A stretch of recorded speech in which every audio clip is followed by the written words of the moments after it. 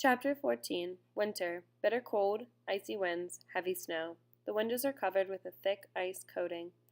A cold wind blows freely through the apartment, pinching our faces with rigid fingers, leaving our cheeks and the tips of our noses colored pink. Laybell, covered up to his neck with a warm blanket, stares at the frozen windows with a faraway look. Riva, remember the beautiful poems we learned in school about winter? They sounded so pretty while the house was cheerful and warm. How different they seem now. I know how you feel, Laybell. Everything around us looks and feels different now. Nothing has the same meaning anymore. I am not even sure the past was real, only today is real. But maybe we will learn from today and come out stronger, better people. A faint smile covers his lips. My sister, the philosopher. If your philosophy can make you forget about the cold in this house, about your empty stomach, maybe you would like to read me some happy stories. I cuddle up close to keep him warm and read The Adventures of Motel by Sholem Aklam. Laybell smiles, happily listening to the stories. I touch his head with my lips. Riva, remember the story where Motel is in trouble with the other boys? The boys want to hit him, and his neighbor yells at them for trying to hit an orphan. Motel is happy, and he says, I am lucky, for I am an orphan. Maybe we are a little bit lucky, too, that we are orphans. Maybe God takes special care of orphans. Now who is a philosopher? I say with a lump in my throat, pulling the blanket closer to his chin. I wish we had some wood to keep these orphans in here warm. Then Laybell says, remember the oak tree? We look both at the ice-covered window, remembering the oak tree. I can still hear Mrs. Grubner shouting, next week I am sending some men to cut down the oak tree. I do not want you Jews to enjoy the beauty of my tree. The tree is not outside our window anymore. It was cut down, but not by Mrs. Grubner's men. The ghetto was closed suddenly, and she did not get the chance to chop down the tree. It was chopped to pieces by the Jews, whom she wanted to deny the pleasure and beauty of the tree, to keep from freezing. I cried, watching the big, strong tree fall, watching it cut to pieces just as their lives have been. Let's sing a happy song to warm ourselves. Laybell's voice shatters my thoughts. We sing together, the two of us, remembering all those who used to sing with us, watching our warm breath dancing like little white clouds around our heads. Motel looks distraught this evening. He moves restlessly around the house, biting his lips, clenching his fists. Motel, you're moving around like an animal ready to split open the iron bars of his cage. I wish you could free us with your bare hands, but you cannot.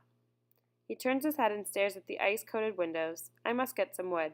Look at that heavy layer of ice and snow on the window. You and Laybell stay all day in this ice box. We will both get pneumonia in here. I must get something to warm up this apartment. There is nothing left in here to use for firewood, Moshel says. Looking around the half-empty rooms, we burned most of our furniture already. Motel, our determined, desperate glow in his eyes, silently watches the warm vapors of Moshel's breath disappear in the cold air. Why don't you all go to bed? Laybell calls. It is much warmer under the blanket. It is late already.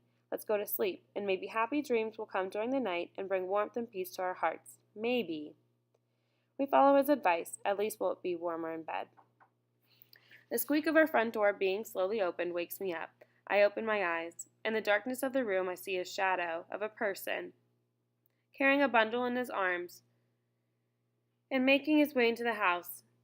Who is it? I whisper, horrified. Shush, shush, riv. It is I. I hear Motel's voice. I got some wood. It will keep us warm. For a few days, some of the men took apart an empty shed. They said if I helped by standing guard, I'd get some of the wood. Riva, no one must know where this wood came from. If we are caught, we are all in trouble. You know what the punishment is for stealing wood? Why did you risk your life? I whisper hoarsely. I had to do it. They may call it stealing. I call it helping my family survive. Every day counts.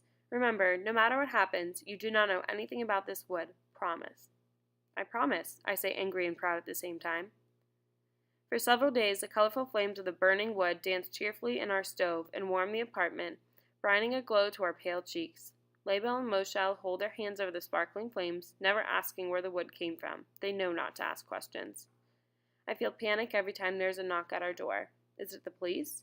Still, I hope they will not find out. Only a few pieces of wood are left, and soon there will be no trace of the crime. Not a trace. One more warm day and this evidence will be gone. We keep the pieces of wood hidden like precious jewels. One more day, and we will be safe. But the pounding at the door that evening tells us our luck has just run out. The door tears open. Two ghetto policemen burst in, shouting, "Where is the wood that you stole? Who helped you take this shed apart? Tell us whose idea it was, and you'll get off easy." They search every corner of the house. They rip apart the closets, pull the bedding off the beds, search under the mattresses.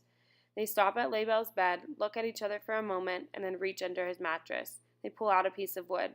Victorious smiles cover their faces. They have won. They have found the evidence.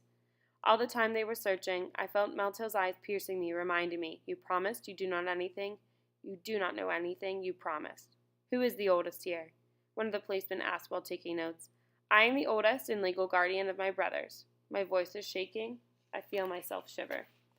"Well, we'll take you then, and that boy over there." He points to Motel, whose ashen face reveals his rage. "You two come with us." He takes me by the arm. "Leave her alone," Motel shouts. "Can't you see that she is sick? Look at her swollen legs. She can hardly move about. How could she have carried wood? She had nothing to do with this." The policeman looks at me for the first time with pity in his eyes. He shrugs his shoulders and turns to Motel. "Tell us who the leader was. How many were you? Give us their names and we'll let you go free." "I was all alone. No one helped me. I saw the wood on the ground and I took it home. My sister and little brother are both sick. They work at home. They freeze all day. The few pieces of wood made them a little bit warmer. Have a heart. Please leave us alone. Please, please." Motel's voice is strong and firm.